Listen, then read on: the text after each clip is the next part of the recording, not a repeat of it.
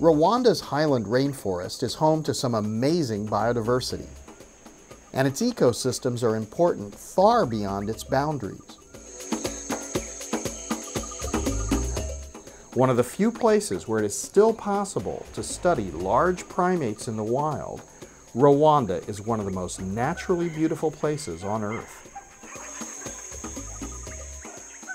When you come into a natural environment like this African rainforest here in Rwanda, you can't help but notice the differences in humidity, temperature, and even the levels of oxygen. The difference between this and human-altered environments is the profusion of biodiversity, the enormous quantities of biomass, and everywhere here is decaying organic matter.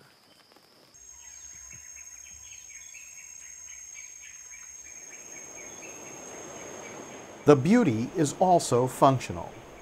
The benign climate and abundant water resources support thriving tea and coffee crops.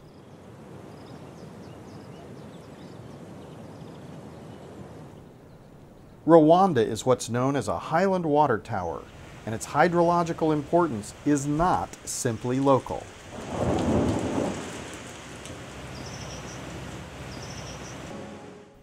Kambogo is the chief tourism officer in the Nyungwe National Park.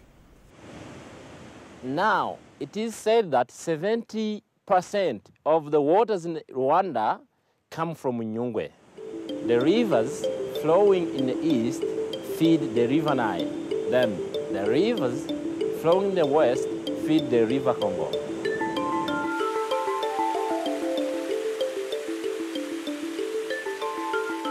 There are many springs in the park, and we are still even discovering more because of the impenetrable parts of the forest. The water here is not only used by Rwandese. It goes throughout Africa. It goes up to Egypt.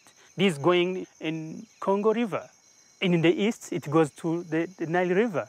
And that, no one understands that if water is going there, it is coming from somewhere. It's coming from a functional system.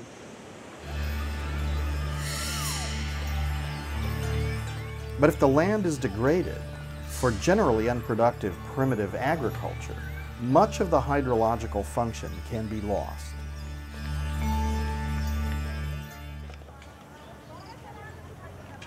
If nature has been generous, human beings have often been destructive.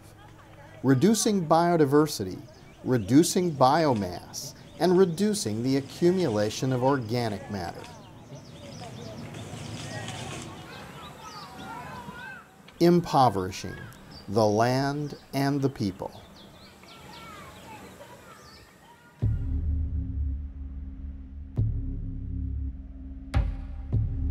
Around 2007, we started having landslide, and we've lost actually the ecological function.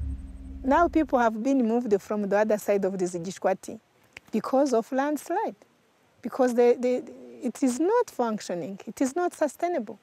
We are facing floods in the city of Kigali this just morning. We have to recover the functions. What you see here is replicated around the world. Hundreds of millions of people farm for survival and degrade fragile environments. And this is expected to get worse with climate change and population growth. The fate of these people and the fate of the environment are intimately intertwined. If this goes on for yet more decades and generations, the outcomes will become more and more dire. This is a problem begging for a solution.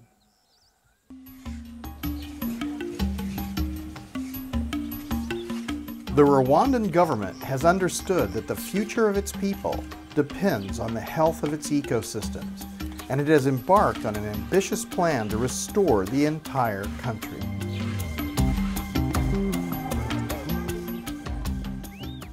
This is the village of Rubaya in Rwanda near the Ugandan border. Some of the poorest people in the country live here.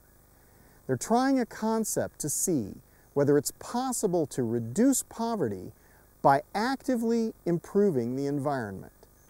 Working with UNDP and UNEP, Alex Mulisa coordinates the Poverty Environment Initiative.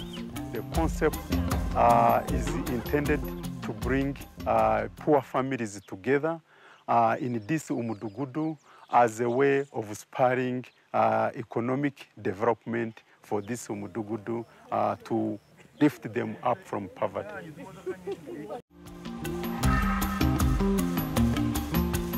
One target is to make sure that we have mapped all those degraded ecosystems and starting by rehabilitating them so they can recover their functions.